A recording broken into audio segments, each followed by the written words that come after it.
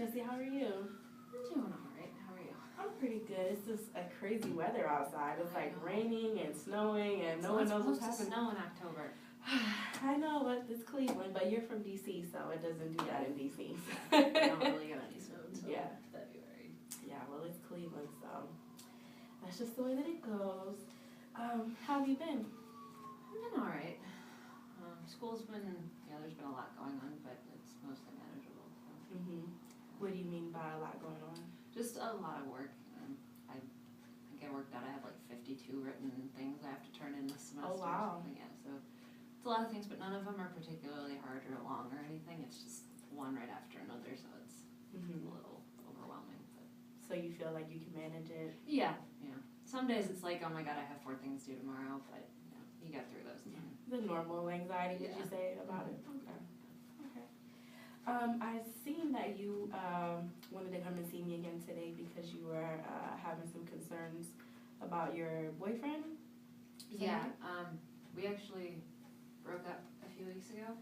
Oh, I'm sorry to hear that. Yeah. It was like, it wasn't because we necessarily wanted to break up or anything, but we'd been talking about how after I graduate in May, I'm not staying in Cleveland, and he is because his family's here and he's got a job here, and I wouldn't be at the point where I'd be like, you should move for me, kind of thing.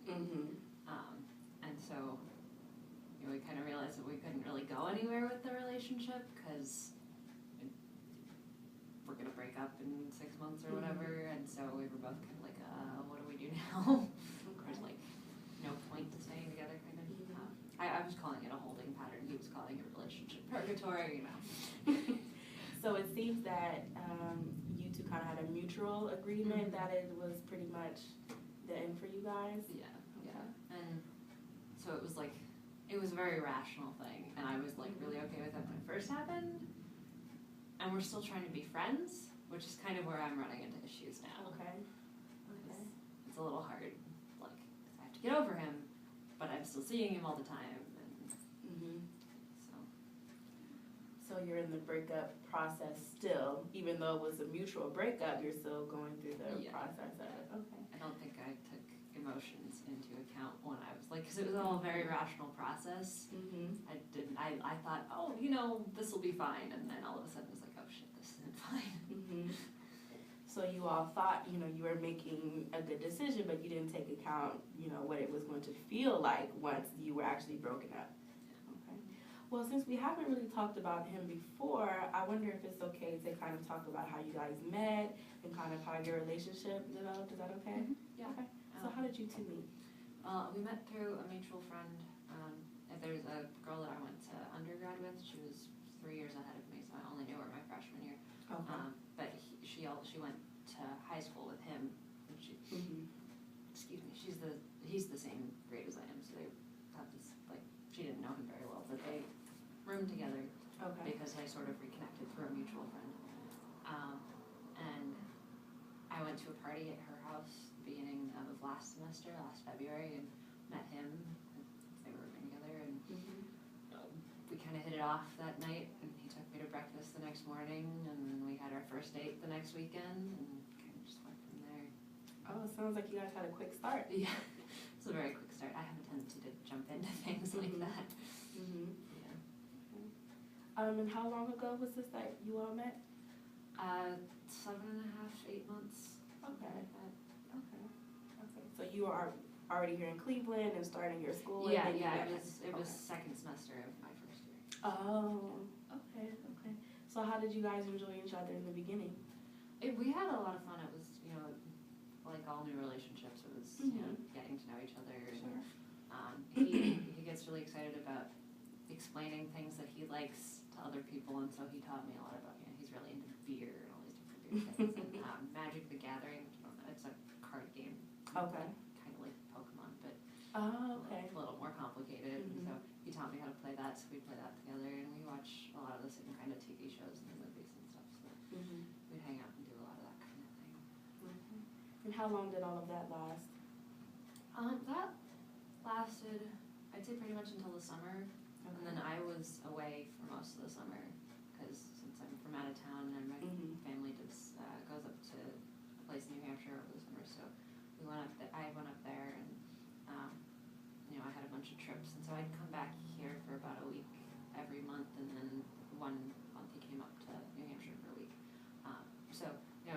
the same thing as it had been during the summer, but then we just weren't together a lot. And I think that gave me a lot of time to sort of think about the relationship, and when you're not with the person, you start realizing, these things aren't necessarily working. So it seems like when you guys were spending time together, everything was, good. You guys enjoyed each other's time. But then when the summertime came and you, spent some time back at home and you were apart, that's when you had some time to think about and kind of evaluate the relationship. Yeah. Did you come up with anything while you were at home thinking?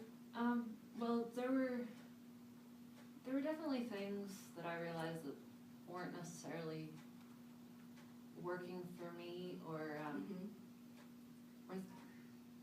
he has a tendency to think he's right all the time. Okay. Which, when we're in his environment, when I'm over at his place and he's teaching me all these things that I don't know about, like, it makes sense because of course he's right. He's the one who knows about this. Okay. But like when he came up to New Hampshire, being in that different environment made me sort of realize he's not always right, and he thinks he is even when he's not, and that started to bug me a little. Okay. Like, we went kayaking, and I've been kayaking since I was like that little, and he started trying to teach me how to kayak. I'm like, no, this isn't gonna work, especially because you're doing it wrong. So you got to see a different side of him, Yeah. out of his element into your element. Yeah. Okay. So I think and he didn't get along as well with my family as I had hoped, or as not that they didn't get along at all. It's just, my family liked one of my other exes better than they liked him. It's like, I don't know what that says about him, but yeah. Not that we weren't still having fun. We were definitely, it was a good time, and even when I got back, we still, had a lot of fun together.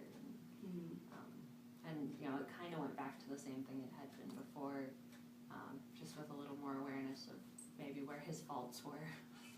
So once you got a chance to see him outside of how you normally see him, you saw some of his different characteristics. How did you decide to work through that? Did you all talk about it? How did you do that?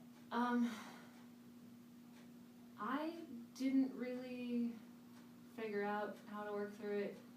I was kind of like, well, I know we're going to break up at some point in the not too distant future anyway, so this isn't a big enough issue that I really want to bring it up.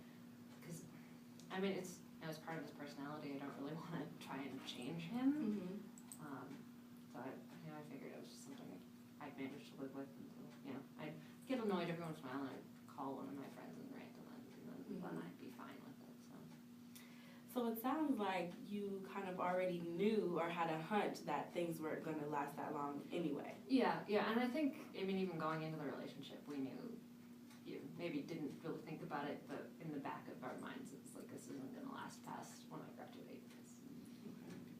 So when you both started dating, you kind of already had that expectation that this is going to be short term, but we're going to date anyway? Yeah, and I don't think we really focused on that until more recently.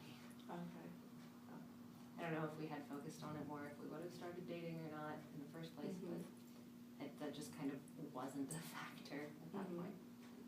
Subconsciously it was there.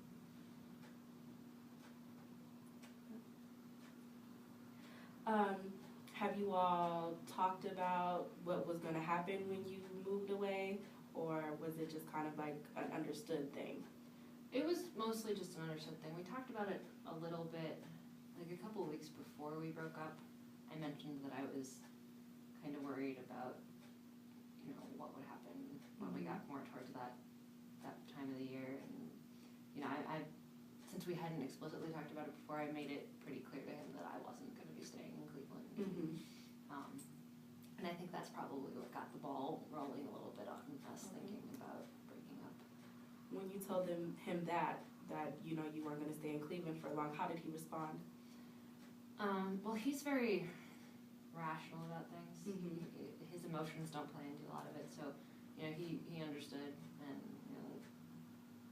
and he was like, I'm glad you're talking to me about this, and we'll figure it out, and we'll still be friends because it's not like we hate each other, and that's why we're breaking up or things like that. So even though it was a mutual breakup, now that the breakup is over, maybe some of the feelings that you didn't recognize before, now they're starting to surface? Yeah, I don't think I realized how attached I was to him until, because we had the breakup, and then we basically didn't act any different for a couple weeks, because we decided we're still going to try and be, I mean, we're still going to be friends, and we are trying to do friends with benefits and make that work, because you know, we still both like each other and enjoy that kind of thing together.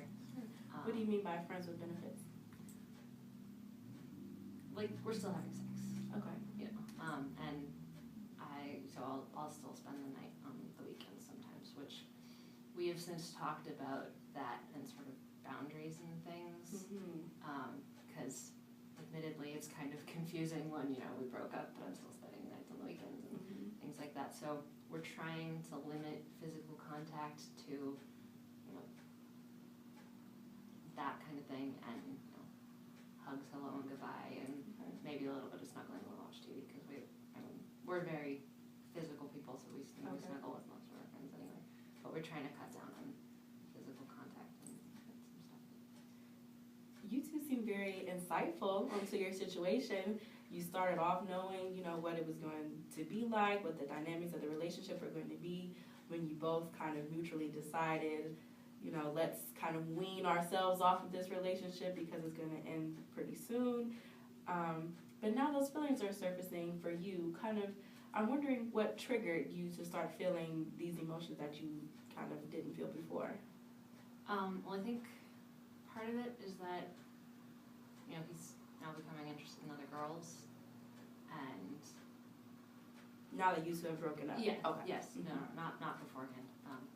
That was never an issue with anything. But you know, I know that he's hooked up with some other girls since we've broken up, and he gets really excited when other girls express interest in him because it's a good confidence boost, and then he wants to share it with me because I'm one of his best friends, and that's been pretty hard for me. So we've put up a boundary there now. He's not allowed to talk to me about his sex life anymore. Okay. But that was just kind of, I think that was the trigger. It's like I start feeling like he's replacing me, or like I'm not as important to him anymore, and rationally I know that's not true, and he keeps trying to reassure me of that, but then I get stuck in my own head and I start thinking about him with other girls, and you know, I start picturing things, and like I know they're in the bed that I still sleep in every weekend when I'm up there, and it's like, it's just, I have to stop myself from thinking about that kind of thing, and sometimes I can't. So there is still kind of some boundary issues that you two need to work out. You want to maintain a friendship because you guys were friends, you know, you had a good relationship, you didn't break up on bad terms, so you still want to have a friendship, but there are some of the boundary things and some of the getting to know another person kind of things that are making you feel uncomfortable. Yeah. I think they're sort of pointing out to me how much I still care about him. Okay. And it's like, emotionally we weren't at a stage where it's like we need to break up. It was rationally we were at a stage. So I don't think my emotions have quite caught up. And now your emotions are catching up to you. Okay. Have you began talking to anyone else or have any other interests? You mean in terms of guys or just in general? And men. Not yet. I don't really get out of my apartment very much because I don't know a lot of people, and in my school there's not a lot of eligible men. Okay. But I've got a few things coming up that will hopefully get me out a little bit. This weekend there's the Halloween ball at school, and Dale and I are actually going together as friends, and he's gonna wingman for me. So we'll see. I'm using that more as a see how we do in public as friends thing, more than a find other guys thing. But you never know what'll happen. But the weekend after that, there's some friends from undergrad coming up, and we're gonna go out to some bars and clubs or whatever, and you know, meet guys and stuff. Why did you guys decide to go together to the Halloween ball? Because I'm terrified of going alone, and he's the only person I know who I could ask to go with me. And he was willing to go with you? Okay. Who thought of the whole wingman situation? I had thought it, but I wasn't going to suggest it. That was actually his idea. He's like, yeah, I can totally come, and I'll wingman for you, and if they're not good enough for you, if they're really creepy, then I'll pretend to be your boyfriend and scare him off. And I was like, okay. Why do you think he might have wanted to do that?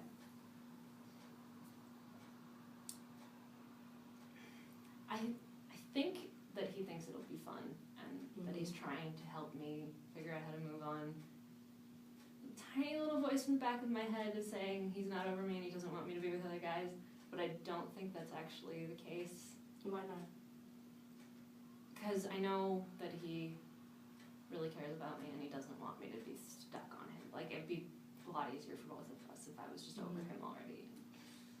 So, and, like, he knows I'm not going to get into a relationship with anybody else while I'm still here because, like, I'm leaving in May, so there's no point. So, like, there's not a threat of him losing me in any sort of way. So I don't think. So you're not leaving until May. Yeah. Okay. Was there something that made you guys end now as compared to waiting until it got closer to May?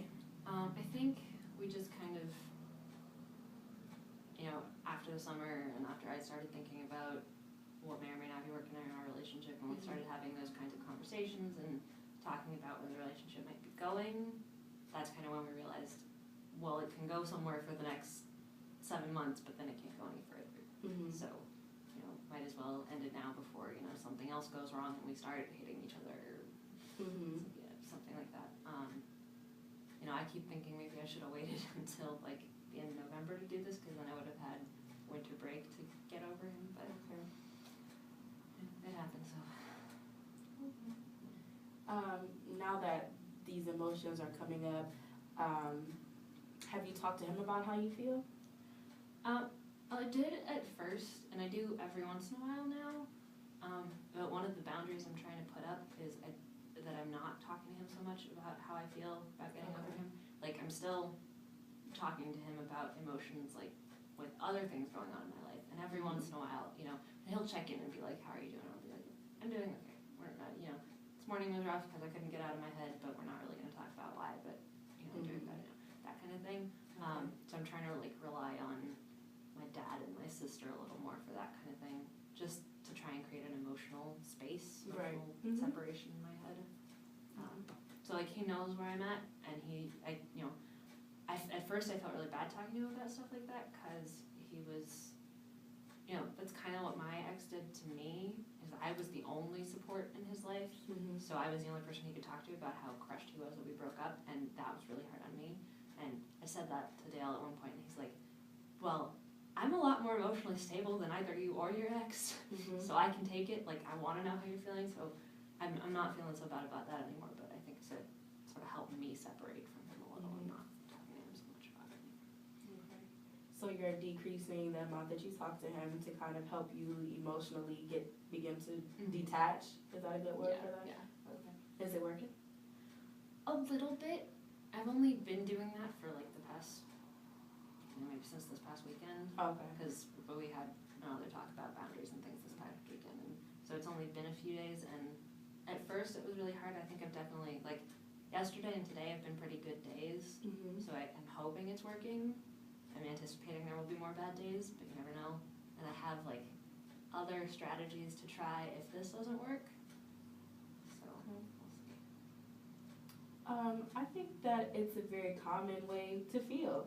You all had a good friendship and relationship. You ended, like I said earlier, on good terms, but there's still kind of that struggle between we're friends, but we used to date, but we're trying to be friends. There's still that kind of uncertainty, that gray area, and I think you seem like you're trying to balance that by doing a couple different things, getting yourself from talking to him as much, not having much physical contact anymore.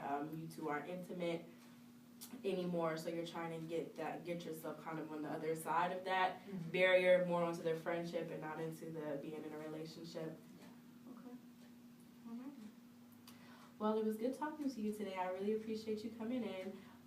We can schedule another time to meet if that would be good with you, if you still want to do some more onto this. So, alrighty. Well, I'm anxious to hear what else you're going to try to get yourself to where you feel stable. Okay.